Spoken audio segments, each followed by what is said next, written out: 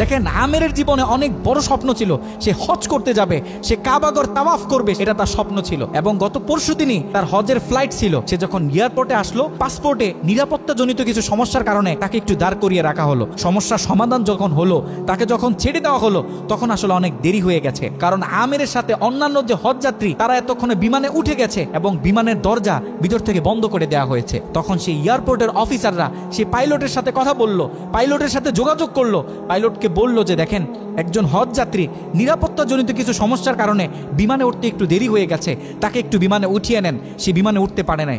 তখন পাইলট স্পষ্ট বলেছে, যেই বিমানের দরজা একবার বন্ধ হয়ে গেছে, সেই বিমানের দরজা দ্বিতীয়বার কারোর জন্য আর খোলা হবে না। কথা বলে পাইলট বিমানটা আকাশে ফ্লাই করলো। সেই অফিসাররা তখন আমেরকে বুঝাইতেছে, দেখো বিমান তো চলে গেছে, তুমি আর যেতে পারবে না, তুমি বাড়িতে চলে যাও, নেক্সট টাইমে তুমি হজে যাওয়ার জন্য ট্রাই করো। তখন সে আমাদের মুসলিম ভাই, সে হজ যাত্রী, সে কি বলেছে জানেন? সে বলেছে, আমি আমার রবের উপর পরিপূর্ণ তাকওয়া রাখলাম, আমি আমার রবের উপর পরিপূর্ণ আস্থা রাখলাম, আমি হজ করেই বাড়িতে ফিরবো, হজ না করে আমি বাড়িতে ফিরবো না।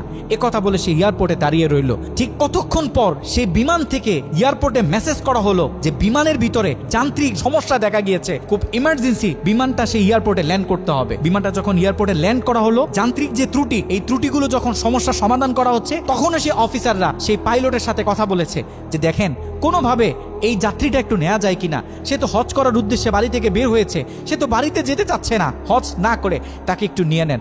তখন সে পাইলট বলেছে যে না, এই বিমান একবার দরজা বন্ধ হয়েছে, সৌদিতে যাওয়ার আগে এই বিমানের দরজা দ্বিতীয়বার কারোর জন্য আর খোলা হবে না। কথা বলে সে পাইলট আবারও বিমানটা আকাশে ফ্লাই করালো। তখন সে অফিসাররা আমেরকে গিয়ে বোঝাচ্ছে, দেখেন মনে কষ্ট পাইয়েন না, এরকম মাঝে মাঝে হয়, আপনি বাড়িতে চলে যান, যেহেতু হজের নিয়ত করেছেন, আপনার একিনটা যেহেতু সলিড, আপনি যেহেতু একেবারে সহি নিয়ত করেছেন, অবশ্যই আল্লাহ পাক আপনাকে হজ করতে দিবে। আমের তখনও বলতেছে, আমার রবের উপর আমার পূর্ণ আস্থা আছে, আমি তো আমার রবকে চিনি, সে আমাকে হতাশ করবে না, সে আমার মনের আশা রাখবে, আমি হজ করেই বাড়িতে ফিরবো। কথা যখন বলতেছে, এর ঠিক কিছুক্ষণ পরে আবারও সেই বিমান এয়ারপোর্টে মেসেজ করলো যে বিমানের ভিতরে এখন আগের চেয়ে বেশি কিছু যান্ত্রিক ত্রুটি দেখা গিয়েছে, বিমানটা আকাশে ফ্লাই করতেছে না, বিমানটা এমার্জেন্সি, আবার এয়ারপোর্টে ল্যান্ড করতে হবে।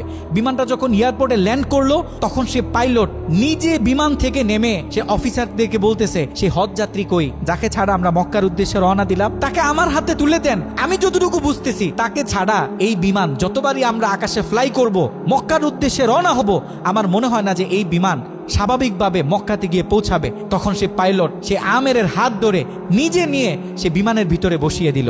দেখেন, আল্লাহ পাক তো স্পষ্ট বলতেছে, ওয়ামান ইয়াতাওয়াক্কাল আলাল্লাহি ফাহুয়া হাসবু, যে আমি আল্লাহর উপর তাওয়াক্কুল করবে, তার জন্য আমি যথেষ্ট, পৃথিবীর কাউকে তার দরকার হবে না। আল্লাহ পাক আপনাকে বলতেছে, আল্লাহ পাক আপনাকেই বলতেছে,